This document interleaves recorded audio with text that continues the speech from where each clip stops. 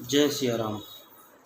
आज मैं आप लोगों को माता सती और भगवान शंकर के एक कहानी सुनाऊंगा, जिसमें माता सती को एक बार भ्रम हो गया था कि भगवान राम ब्रह्म नहीं, एक आम मनुष्य हैं। एक बार क्या हुआ था कि भगवान शंकर माता सती के साथ अगस्त मुनि के आश्रम में गए थे राम कथा सुनने के लिए, क्योंकि राम के अनन्य भक्त हैं भगवान शंकर। अब शंकर भगवान किसी के घर पे जाएंगे तो उनकी कोई भी पूजा अर्चना तो करेगा ही करेगा। इसमें अगस्त मुनि ने भी पहले भगवान की पूजा अर्चना की, पैर धोया, चरणामृत पिया। माता सती को इस बात को लेकर भ्रम हो गया था कि अगर किसी के यहाँ पे आप ज्ञान लेने जाते हैं या कुछ सुनने या सीखने जाते हैं तो आपका फ़र्ज़ है कि आप उनकी सेवा करें, वंदना करें। यहाँ पे उल्टा हो रहा था। अगस्त मुनि भगवान शंकर की वंदना किए। अब इनको माता सती को इस बात का भ्रम हो गया कि जो अभी यही काम कर रहे हैं कि भगवान जो सीखने आया है उसका पैर धो रहे हैं, तो इनको कितना ज्ञान होगा।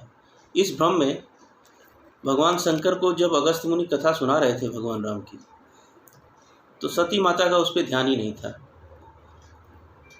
क्योंकि वो सब मिथ्या समझ रही थी कि इनको कुछ जानकारी है नहीं, जो बोल रहे हैं बस ऐसे ही बोल रहे हैं। मिथ्या समझ के चुपचाप कथा समाप्त हुई और दोनों लोग आकाश मार्ग से जाने लगे। भगवान शंकर के हृदय में राम के प्रति अगाध प्रेम, श्रद्धा। सोच रहे थे कि भगवान इसी वन में घूम रहे हैं, कहीं मिल जाते, कहीं देख लेता, थोड़ा दर्शन हो जाता किसी बहाने। इतने में सीता जी का हरण हो चुका था और भगवान शंकर देखे कि लक्ष्मण जी के साथ भगवान राम विलाप कर रहे हैं पत्नी के वियोग में, जंगल जंगल घूम रहे हैं।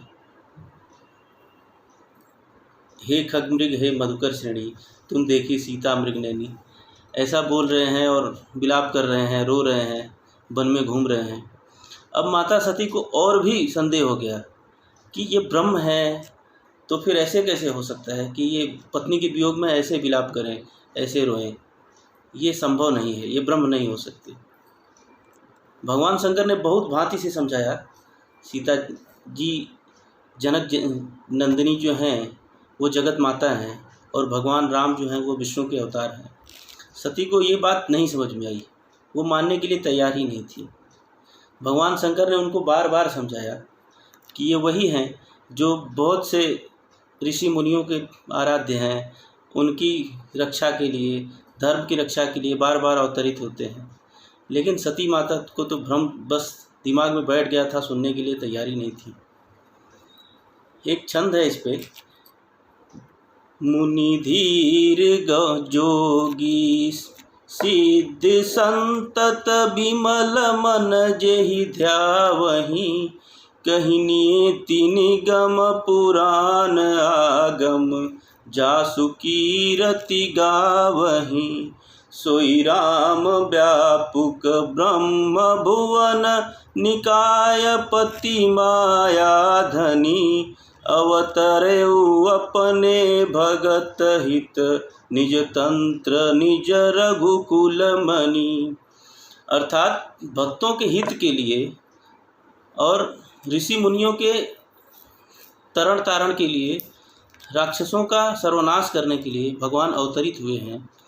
सती माता को बहुत तरह से भगवान शंकर ने समझाया, लेकिन माता को तो समझ में आने वाला था नहीं। भ्रम एकदम उनके दिलो दिमाग में एकदम बैठ गया था। तो भगवान शंकर ने बोला कि ठीक है, अब आपको जो समझ में आए आप अपने हिसाब से ही जाके पता कर लीजिए और अपना भ्रम मिटाइए। तो सती माता भगवान शंकर ने समझाया और बोल दिया उनको कि आप जाइए और पता करके आइए कि वो ब्रह्म ही हैं या एक आम मनुष्य हैं। जैसे जाई मोह भ्रम भारी, करहु सो जतनु विवेक विचारी, चली सती शिव आयुष पाई, करहूँ विचार करो का भाई। भगवान शंकर की आज्ञा पाके सती माता सोच के मन में कि किस प्रकार से भगवान राम की परीक्षा ली जाए, ऐसा सोच के चल दी और गई। देखें कि भगवान राम और लक्ष्मण भैया रोते बिलखते सीता की खोज में जंगल जंगल घूम रहे हैं। तो वो आगे थोड़ी आगे दूर जाके सीता माता का भेष बना के आगे आगे चलने लगी। अब आगे आगे चलने लगी तो लक्ष्मण जी ने अचानक से देखा कि माता तो आगे आगे चल रही हैं। फिर उनको ये संदेह हुआ कि माता तो भगवान के आगे कभी चलती नहीं है, वो तो जब भी चलती हैं पीछे चलती हैं।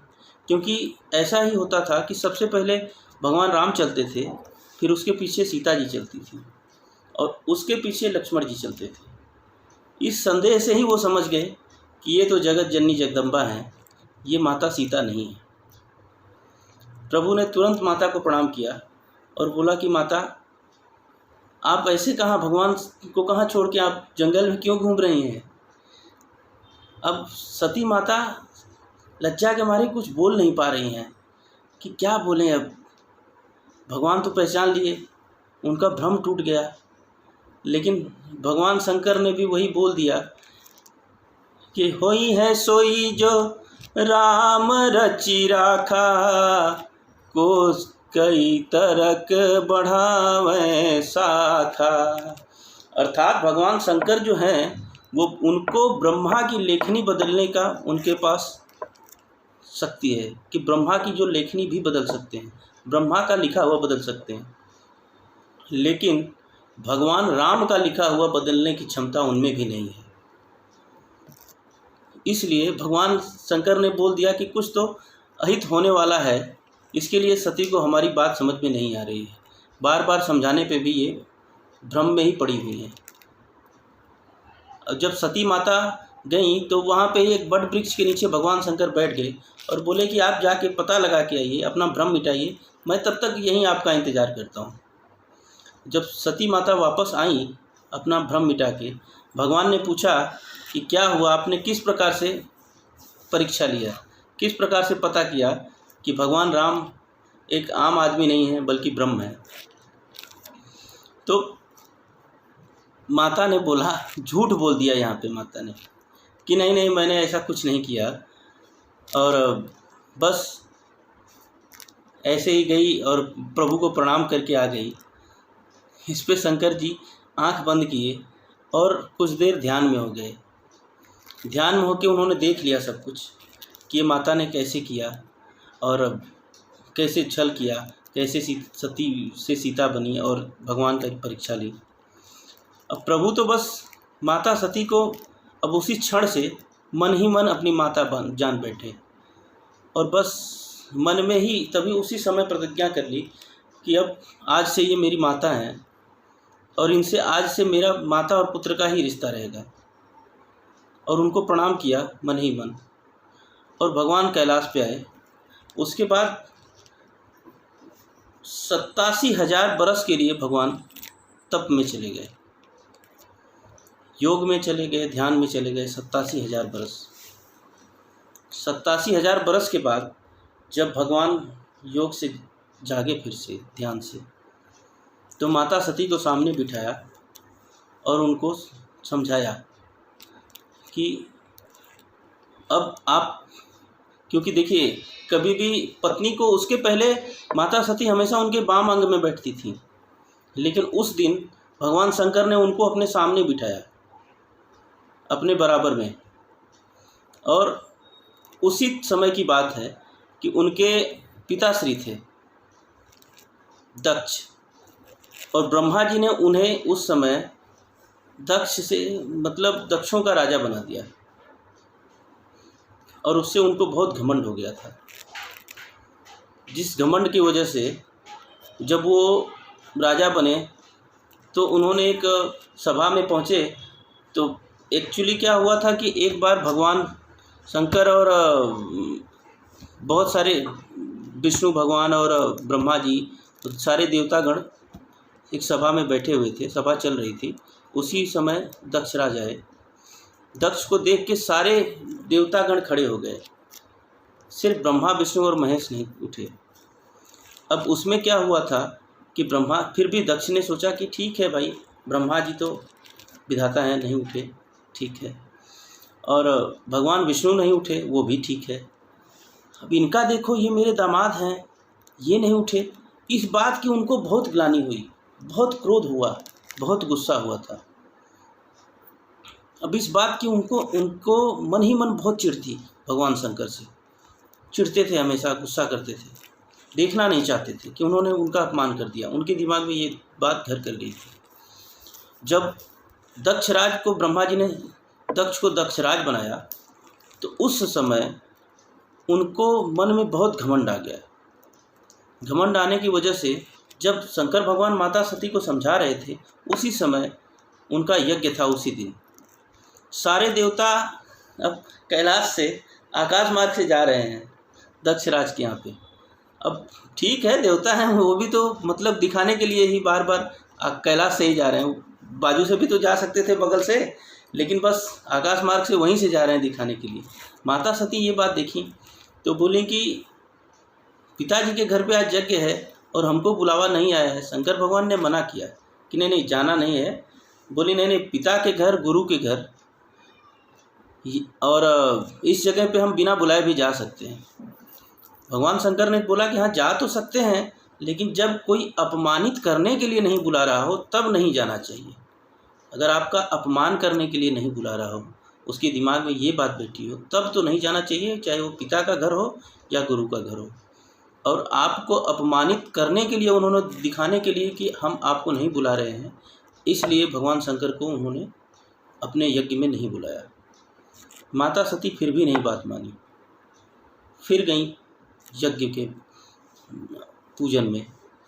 वहाँ पे उनकी माता सिर्फ एक प्रेम से मिली, बहनें उपहास के साथ मिली। माता सती को ये चीज़ों को देखा कि सारे देवताओं के लिए स्थान बना हुआ है यज्ञ में, लेकिन शंकर भगवान के लिए कोई स्थान नहीं है, ना तो कोई पूजा है उनकी, ना उनके लिए कोई स्थान रिक्त छोड़ा गया है। ये चीज़ का उनको अपने पिता के घर में इतना तकलीफ़ हुआ कि उन्होंने यज्ञ में अपने आहुति दे दी। और आहुति देते वक्त माता सती भगवान के यहाँ पे, उस समय भगवान विष्णु जो राम हैं वो ही सामने बैठे हुए थे। तो उन्होंने बस भगवान से अपनी मृत्यु स्वीकार करते टाइम उन्होंने एक वर मांगा, सती मरत हरि सन बर मांगा, जन्म जन्म शिव पद अनुरागा, यही कारण हिमगिरी गृह जाई, जनमी पार्वती सन पाई। भगवान विष्णु से उन्होंने वर मांगा था कि भगवान शंकर ही मेरे जन्म जन्म के पूज्य हों और उनके ही चरणों में मुझे जन्म जन्म स्थान मिले। इसी कारण से वो हिमगिरी में जाके जन्म लिया उन्होंने, हिमालय पर्वत के पास। और कुछ दिन के बाद इधर भगवान शंकर ने सब यज्ञ विध्वंस कर दिया और यक्षराज को गले से उखाड़ के यज्ञ में डाल दिया, उनकी सर को। और उसके बाद कई हजार वर्ष तक वो ऐसे ही मतलब योगियों की तरह घूमते रहते थे, जंगल जंगल, कभी पृथ्वी, कभी पहाड़, कभी आकाश, ऐसे ही घूमते रहते थे। योग से उन्होंने योग को भी त्याग दिया था। जबकि आपको तो पता ही है कि भगवान शंकर ऐसे हैं कि जिनको कुछ ना तो मान सम्मान अपमान से कुछ लेना देना है ही नहीं। कहाँ मान, कहाँ सम्मान, कहाँ अपमान। यहाँ तक कि आपको पता ही है कि भगवान शंकर की स्थिति तो वही है कि जितने सारे रिजेक्ट माल हैं वो सब वो एक्सेप्ट कर लेते हैं। फल फूल हैं तो वो दूसरे देवी देवताओं के लिए हैं, किसी के लिए आम है, किसी के लिए सेब है, किसी के लिए अंगूर है, किसी के लिए केला है। बाबा को धतूर है, भांग है, दूध बोल के 5 लीटर बोल के पानी मिला के 10 लीटर चढ़ा दे आदमी। बाबा कभी बोलते हैं कि अरे तुमने तो 5 लीटर दूध बोला था, पानी क्यों मिलाया? कभी कंप्लेन भी नहीं करते हैं। बाबा जो मिल गया बस बाबा तो बाबा हैं, दिया तो ठीक, नहीं दिया तो ठीक। अपमान का भय तो उसे होता है जिसको मान की चिंता हो। अगर किसी को मान की चिंता हो कि मुझे वहाँ पे जाऊँगा, मुझे वहाँ पे खाना मिलेगा, पानी मिलेगा, मुझे कुर्सी दी जाएगी, बैठाई जाएगी, मेरी सेवा होगी, और वहाँ पे जाने के बाद ये सब ना हो, तब इंसान को बुरा लगता है। बाबा तो बाबा हैं, उनको तो पहले से ही कुछ की ज़रूरत ही नहीं है, कुछ मिला तो ठीक, नहीं मिला तो ठीक। अब बाबा को जब अपमान की चिंता ही नहीं है, तो उनको कोई मान दे के अपमान करे। तो मान अपमान का जिसको चिंता ही नहीं है, उसका क्या मान क्या अपमान। बाबा तो ऐसे थे। माता सती को इस बात का बुरा लगा कि मेरे पति का अपमान हुआ, तो उन्होंने अपना देह का त्याग कर दिया। इस तरह से माता फिर हिमवान के घर में जन्म ली, और फिर 3000 साल तक उन्होंने सिर्फ बेल पत्र खा के तपस्या की, पूजा की। कठिन तपस्या के बाद फिर जाके उन्होंने भगवान शंकर फिर सप्तऋषियों को भेज के उनकी परीक्षा लिए। कहानी विस्तार से है, मैं आपको एक छोटे से में सुना रहा हूँ, ज़्यादा समय नहीं लूँगा आप लोगों का। तो इस तरह से भगवान शिव की वापस से शादी हुई माता पार्वती से। बारात जो थी, शिव बारात, तो ना कभी ऐसी हुई थी और ना कभी ऐसी बारात होगी। उसका विस्तार से मैं दूसरे दिन कभी दूसरे अपने वीडियो में आप लोगों को सुनाऊंगा, विस्तार से बारात की बातें, और ध्यान से सुनिएगा अगली बार। आज कुछ करवा चौथ के उपलक्ष्य में माता शंकर और पार्वती की शादी की बातें थी, कैसे बिछोह हुआ और कैसे मिलन हुआ, यही सब एक छोटे से कहानी में आप लोगों को सुनाया। और स्वस्थ रहिए, प्रेम से रहिए, अपने घर पे ध्यान रखिए। जय सिया राम।